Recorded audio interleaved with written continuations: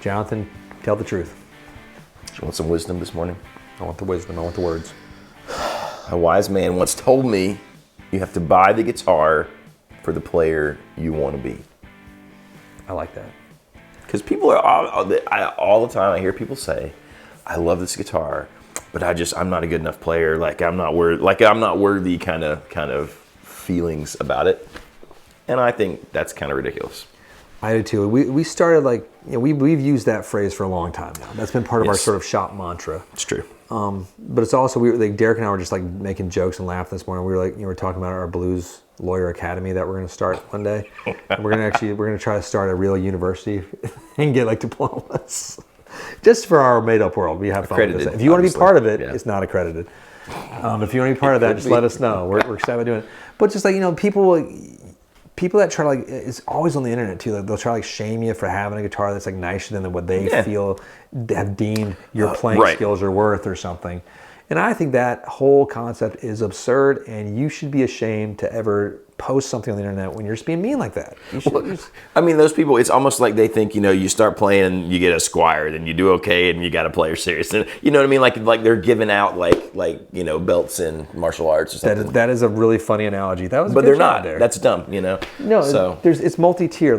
First off, if you have the financial abilities and you want something that you think is going to bring you joy, go for that. That's 100%. You got the green light on that, obviously. But this is the other analogy. If you have a better tool when you're new, you're gonna get better faster.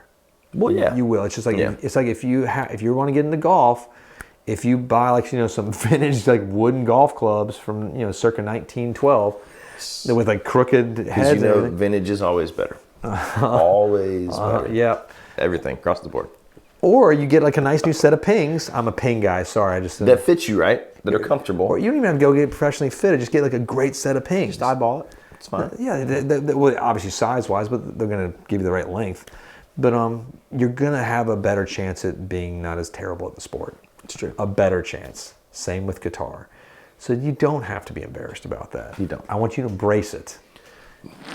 There's some truth to that, but there is a ton of shaming for buying nice instruments, and we're not saying to go out and buy something above your means either.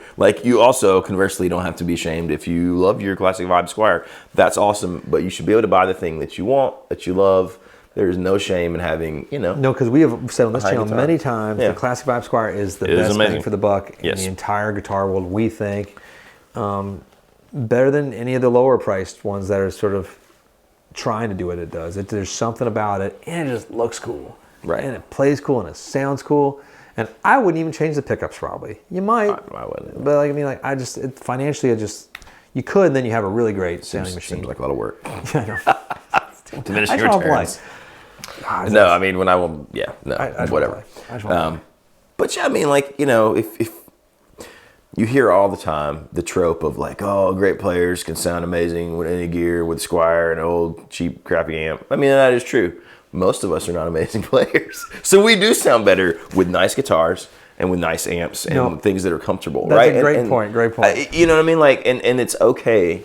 We are giving you permission that's okay. Makes you happy. Thanks, Jonathan and Baxter. We really needed your permission. No, thanks, guys. It's not about that, obviously, but it's just enjoy it, embrace it. I would say, if you can get it, embrace it. Be proud of it. Share it online if you want to. Do everything you want to do with it. Ignore those strangers. You got to post and ghost sometimes. Ignore the crazy little haters that want to call you something.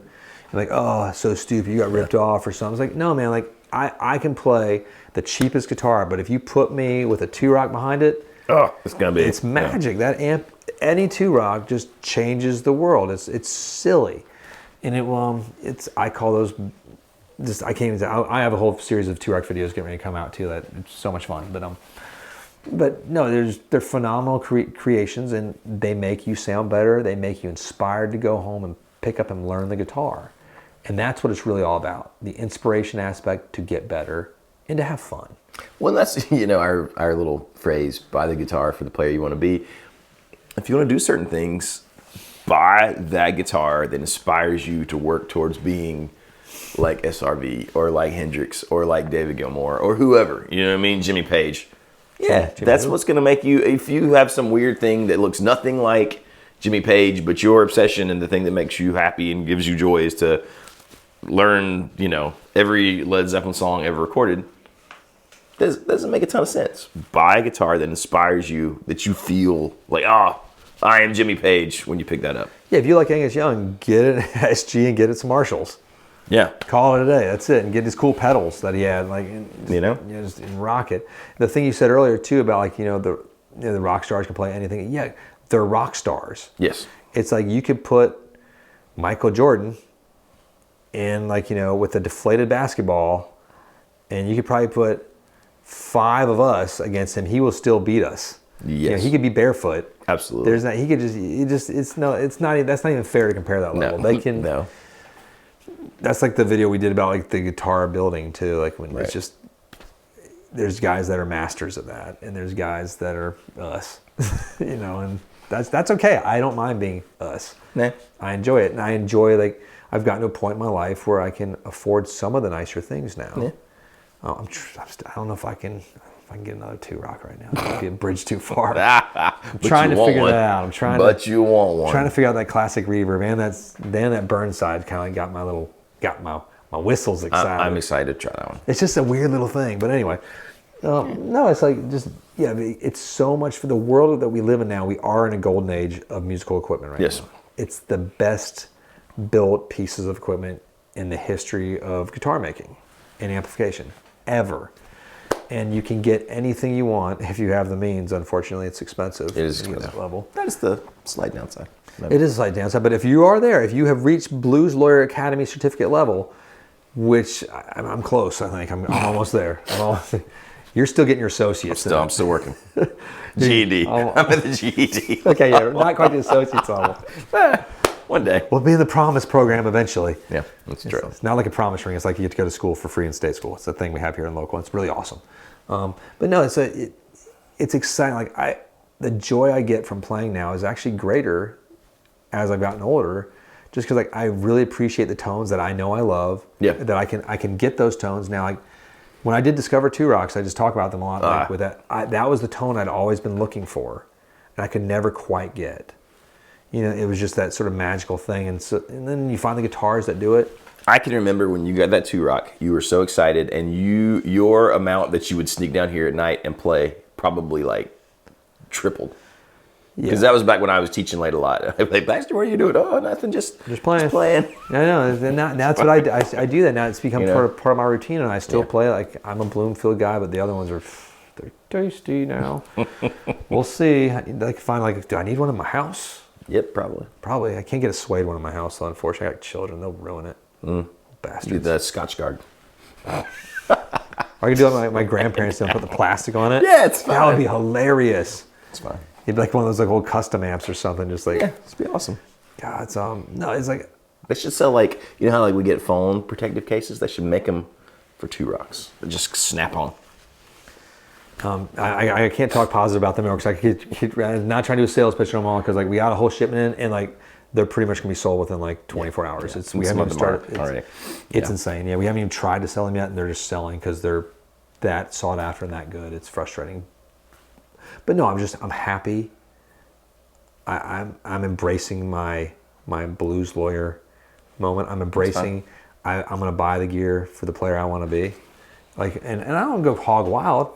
I get very few but very nice pieces now. Yeah. And I'm on the waiting list for King of Tone. That'd be my one sort of push pedal. I think that you and I are we're built similar in that way that we would rather buy one thing a year that's awesome. Some people enjoy more just getting things. So right. It's more fun. That's fine if that's the way that's more fun for you. But I was thinking about this too while you're talking. Is there any other?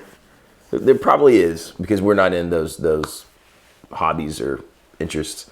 I can't think of anything else where you're sort of ashamed for buying nice things when you're not a pro. If you tinkered at working on cars and you bought nice Snap-on tools, I don't feel like people give you as much grief about it. Okay, yeah, that's something. Yeah, you and Derek were talking about with tools and saws. I have no idea what the brands are. What's the saw brand?